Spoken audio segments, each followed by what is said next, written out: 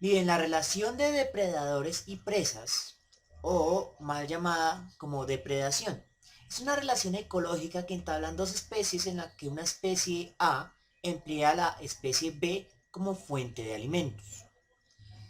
Ahora, la distinción entre una depredación y una parasitemia a veces no es tan clara. Estamos acostumbrados a ver a la depredación como, por ejemplo, la relación entre leones y búfalos, en la cual la especie A mata a la especie B y se la come instantáneamente. Sin embargo, ese es solo una punta del espectro. Podemos encontrar otros casos, como que la especie depredadora se alimenta de su presa poco a poco sin matarla durante un tiempo, después se la mata y se la termina de comer. O podemos tener el forrajeo, que es lo que hacen los herbívoros sobre las plantas. El punto es que muchas plantas no mueren cuando se comen parte de ellas. Por eso también la podríamos denominar como un tipo de simbiosis, una simbiosis parasítica, ya que la especie A no está matando a la especie B, simplemente le está haciendo daño para poderse alimentar. Sin embargo, en la simbiosis, la característica preponderante es que las dos especies estén muy unidas, vivan muy juntas. Específicamente, eh, que una viva sobre la otra o que una viva dentro de otra. Sin embargo, otras simbiosis no necesariamente siguen esta regla. Es por eso que la distinción entre la depredación y la simbiosis parasítica a veces no es tan clara. Para los propósitos del presente curso, vamos a establecer que el forrajeo va a ser el límite inferior de la depredación. Entonces vamos a hablar de los diferentes tipos de depredación que podemos dividir, o pues, categorías en las cuales podemos clasificar la relación de depredadores y presas. La primera es la depredación verdadera o depredación clara, es la imagen que todos tenemos, en la cual la especie A asesina a la especie B y después se la come. La relación depredador-presa es de doble vía. Los depredadores fallan mucho en sus intentos de cacería y las presas pueden defenderse e incluso pueden matar a los depredadores. Los documentales de National Geographic, por ejemplo, tienden a mostrarnos únicamente las ocasiones en las cuales los depredadores son exitosos en sus cacerías, y por eso tendemos a imaginar a los depredadores como seres superiores a sus presas. Sin embargo, si eso fuera cierto, los depredadores rápidamente matarían a todas las presas y se morirían de hambre. En un ecosistema estable y equilibrado, los depredadores fallan la mayoría de las veces y la mayor parte de su población se muere de hambre. Solo unos pocos individuos de cada especie de depredadores logra sobrevivir lo suficiente como para reproducirse. Y generalmente los depredadores viven al límite. Muchos depredadores pueden fallar 10 veces, o bueno, fallar 9 de cada 10 intentos de cacería. Ahora bien, la función de los depredadores en un ecosistema es mantener bajo control a las poblaciones de presas, especialmente las de herbívoros, para evitar que estas crezcan demasiado y eliminen a las poblaciones de plantas, lo cual generaría un desequilibrio ecológico. La siguiente categoría de la depredación es el parasitoidismo, no confundir con parasitismo. Un parasitoide es un estado intermedio.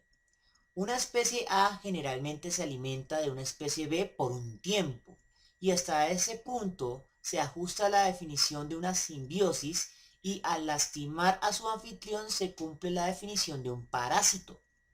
Sin embargo, la mayoría de los parásitos intentan no matar a su anfitrión. Un parasitoide lo que va a hacer es que cuando está lo suficientemente maduro, se va a comer a su anfitrión matándolo. Entonces, en el parasitoidismo, el parasitoide siempre va a matar a su anfitrión.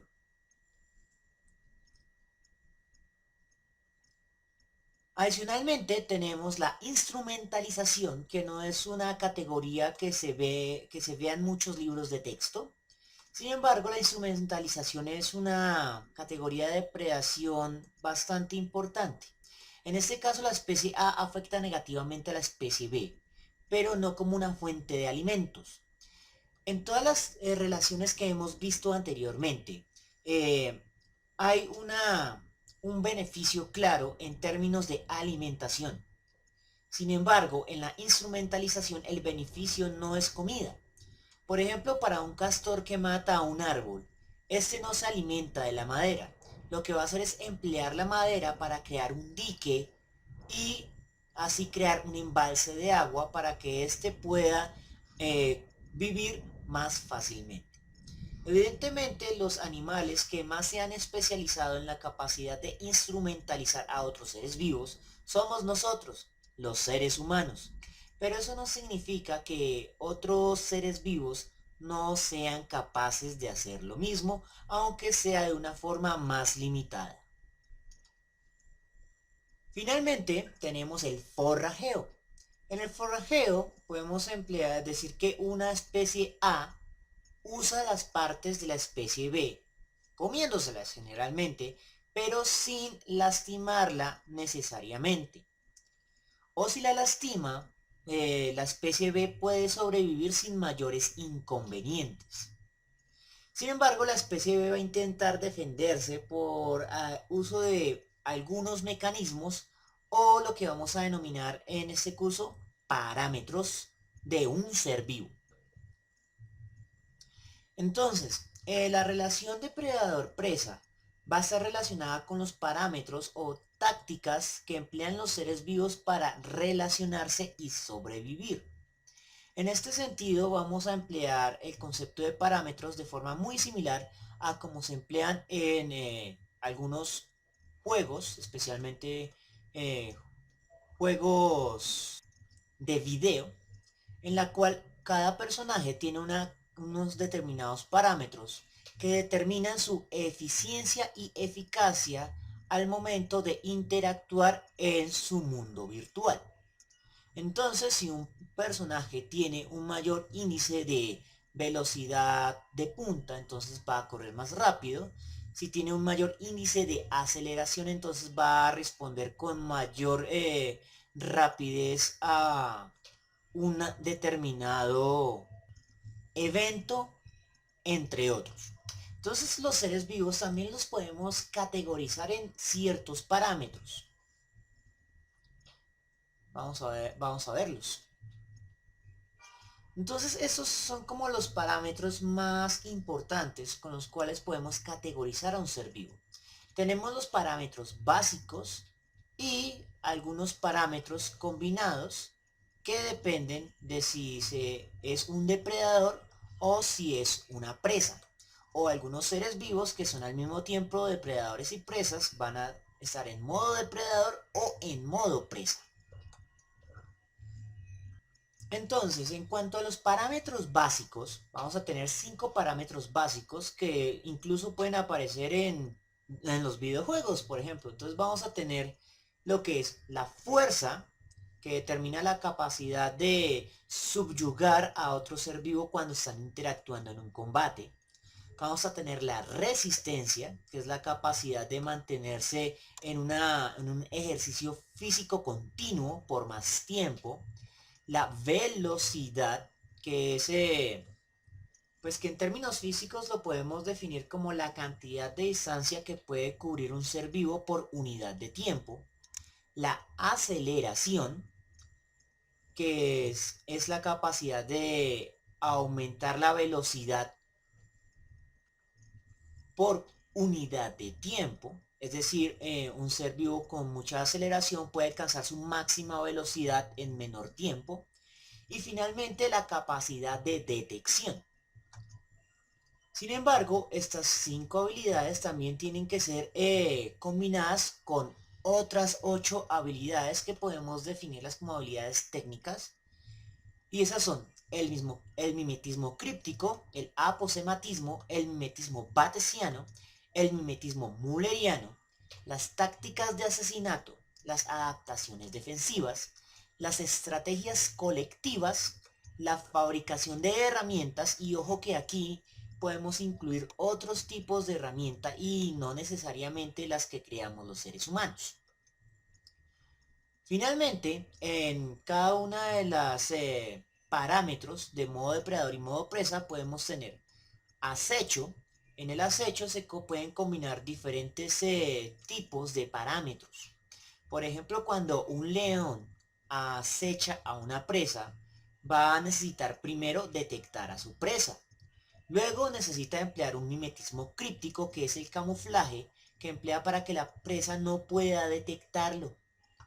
Esto le permite acercarse. Posteriormente, cuando el león ha terminado de acechar, va a pasar a su modo de ataque, en el cual primero va a acelerar lo más posible hasta llegar a su velocidad de punta. Luego tiene que mantener su velocidad de punta por cierto tiempo, es decir, debe mantener una resistencia hasta que alcanza a su presa. Cuando alcanza a su presa tiene que emplear su fuerza para subyugarla y después emplear una táctica de asesinato típica de los gatos y es la mordida al cuello o al cráneo. Evidentemente, algunos parámetros básicos no son tan claros o distinguibles como la fuerza. Por ejemplo, el mimetismo batesiano y el mimetismo mulleriano. Sin embargo, para la siguiente presentación es que vamos a repasar o vamos a describir con más detalle en qué consisten cada uno de los parámetros básicos de los seres vivos.